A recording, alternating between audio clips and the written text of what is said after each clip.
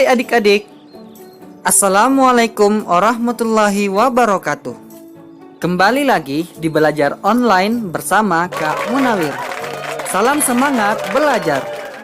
Oh iya, pertama-tama saya mengucapkan minal aidin wal faizin, mohon maaf lahir dan batin. Nah, gimana lebaran tahun ini?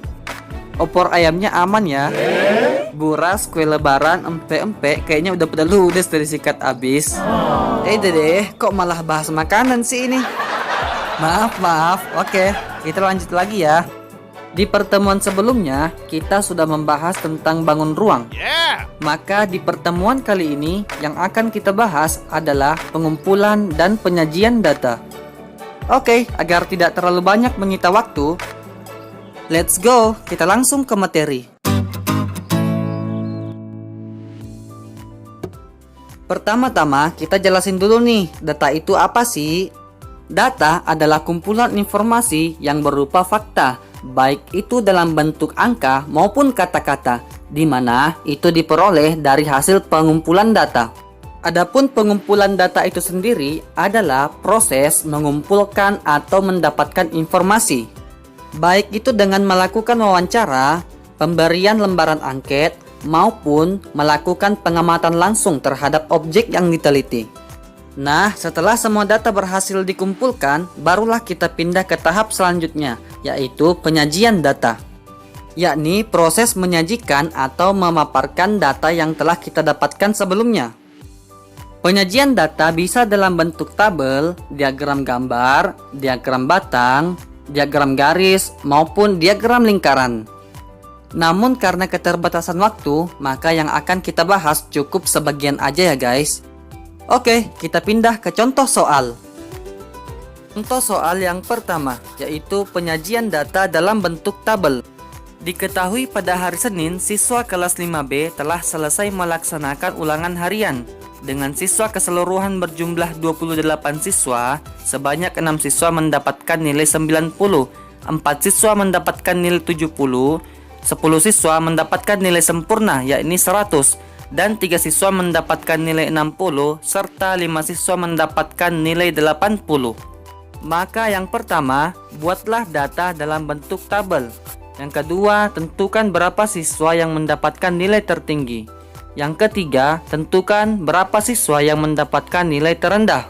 Oke, kita coba jawab ya guys. Pertama, kita buat tabel di mana nilai kita urutkan dari nilai tertinggi ke nilai terendah. Untuk siswa yang mendapat nilai 100 ada 10 orang, yang mendapat nilai 90 ada 6 orang, yang mendapat 80 ada 5 orang, yang mendapat 70 ada 4 orang, dan yang mendapat 60 ada 3 orang. Adapun jumlah siswa yang berhasil mendapatkan nilai tertinggi yakni ada 10 orang. Dan siswa yang mendapat nilai terendah ada 3 orang. Oke, itulah tadi penyajian data dalam bentuk tabel. Contoh soal yang kedua, yaitu penyajian data dalam bentuk diagram batang. Diketahui setiap tahunnya jumlah siswa di kelas 5B selalu berubah-ubah, di mana di tahun 2018 terdapat 25 siswa. Tahun 2019 ada 28 siswa, dan di tahun 2020 jumlah siswa mengalami penurunan, yakni 20 siswa. Namun di tahun 2021 mulai kembali naik menjadi 22 siswa. Maka yang pertama, buatlah data dalam bentuk diagram batang. Kemudian tentukanlah di tahun berapa jumlah siswa terbanyak dan di tahun berapa jumlah siswa terendah. Kemudian tentukan juga jumlah siswa secara keseluruhan di setiap tahunnya. Sip, kita langsung jawab ya. Pertama, kita gambar dulu diagramnya, di mana di sebelah kiri kita isi dengan jumlah siswa, dan di bagian bawah kita isi dengan tahunnya. Pertama, di tahun 2018 kita mendapatkan 25 siswa, dan di tahun 2019 kita mendapatkan 28 siswa. Kemudian selanjutnya mulai mengalami penurunan di tahun 2020, di mana kita hanya mendapatkan 20 siswa. Kemudian mulai naik kembali di tahun 2021, di mana kita mendapatkan 22 siswa.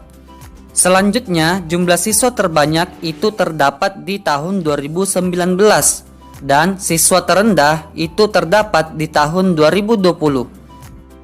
Kemudian secara keseluruhan, jumlah siswa di kelas 5B di tahun 2018 sampai 2021 itu sebanyak 95 siswa. Itulah tadi contoh penyajian data dalam bentuk diagram batang. Oke, kita pindah ke contoh soal yang ketiga, yaitu penyajian data dalam bentuk diagram garis. Diketahui awal bulan Maret lalu, wabah virus COVID-19 mulai masuk ke kota Balikpapan, di mana di bulan Maret terdapat pasien positif sebanyak 10 orang, di bulan April sebanyak 18 orang, dan di bulan Mei sebanyak 15 orang, serta di bulan Juni sebanyak 7 orang. Maka yang pertama, buatlah diagram garisnya lebih dulu. Kemudian tentukan di bulan berapa jumlah pasien positif terbanyak, serta tentukan pula di bulan berapa jumlah pasien positif terendah. Selanjutnya yang keempat, tentukan berapa jumlah keseluruhan pasien positif di setiap bulannya. Oke, selanjutnya kita jawab lagi ya.